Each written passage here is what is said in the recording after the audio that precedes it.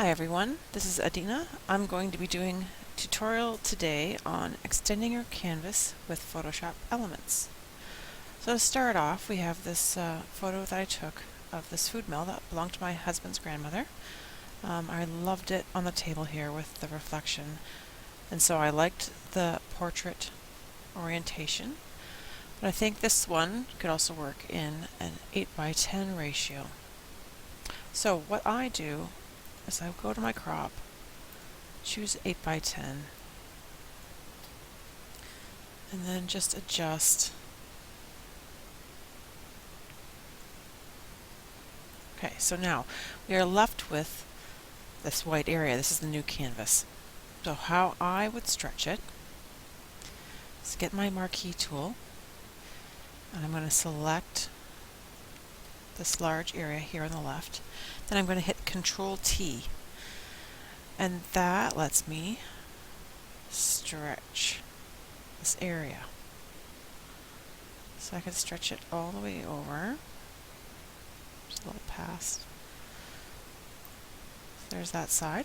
And then we can do the same thing on the right side. It's stretched.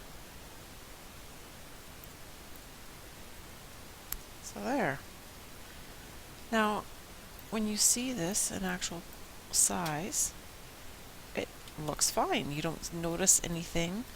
There's nothing that jumps out at you and says, oh wow, that looks horrid, it's stretched. No, it looks pretty natural. And it's, a nice ratio, the 8:10. So now we can try it with Stella. This is Stella here. Now this one would be a little more tricky. Again, I'm going to crop.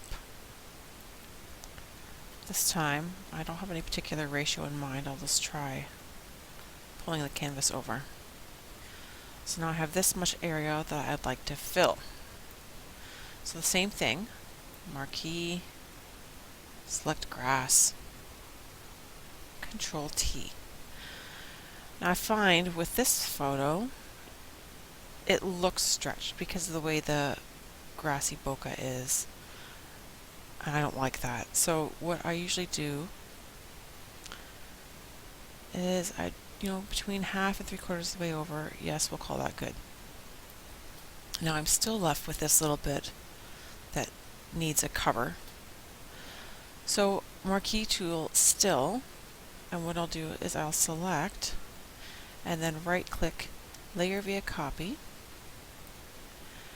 and then I have this chunk that I can move around. So then I put it where I want it. And sometimes, depending on the picture, if you do image rotate, you can flip the layer horizontal. Just depends on what's there. Like that, it looks very 70s there, down there. So I don't like that. But if you move it around a little bit and see what looks good, I'm going to flip that back.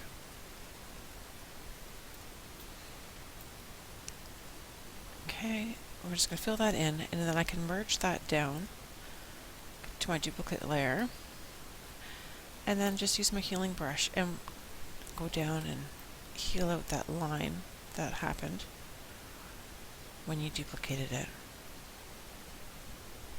So it's pretty simple to do that, and it looks fine. I don't think that anyone's going to look at that and say, oh, that looks like it was altered. It looks pretty natural.